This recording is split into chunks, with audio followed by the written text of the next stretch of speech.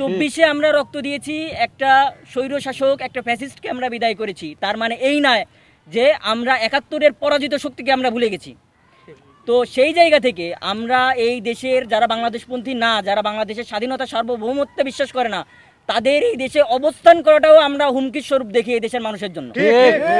এই কারণেই আমাদের এই কর্মসূচি এবং এই কারণেই তাদের নিয়ে আমরা সংখ্যাবোধ করছি। জগন্নাথ হলে আমরা ৭১ বিরোধী, স্বাধীনতা বিরোধী যে কেউ সে যদি কোনো ছাত্র সংগঠন হোক কিংবা এখনই যদি তার এরকম যদি বোধোদয় হয় যে সে বাংলাদেশের বিরুদ্ধে যাবে, বাংলাদেশের স্বাধীনতা সার্বভৌমত্বের প্রতি বিশ্বাস করে না, তাদের সকলের প্রতি আমরা ধিক্কার জানাই এবং তাদেরকে আমরা জগন্নাথ হল থেকে প্রত্যাখ্যান করি। অবশ্যই জগন্নাথ হলের সচেতন শিক্ষার্থীরা আমরা যতটুকু অবগত হয়েছি যে আমাদের হলেই স্বাধীনতা এবং সার্বভৌমত্বের প্রতি হুমকি এবং ৭১-এ যাদের পূর্বপুরুষদের ৭১-এ অনেক ন্যাক্কারজনক ঘটনার উদাহরণ আমরা এখন দিতে পারি, এমন অনেকের জগন্নাথ হলে এরকম বাংলাদেশের বিরুদ্ধে অবস্থান নেওয়ার সংখ্যা প্রকাশ এবং অনেকের তথ্য আমরা পেয়েছি, যার বিরুদ্ধেই আমাদের আজকের এই অবস্থা। গুপ্ত সংগঠন বলতে দেখুন, গুপ্ত সংগঠন বলতে যারা গুপ্ত রাজনীতি, গুপ্ত যে কোনো চর্চা, গুপ্ত ধরনের সন্ত্রাস চর্চা, গুপ্ত রাজনীতি, গুপ্ত দেশবিরোধী কর্মকাণ্ড যারাই করে আমরা তাদেরকেই নির্দেশ করছি। হ্যাঁ,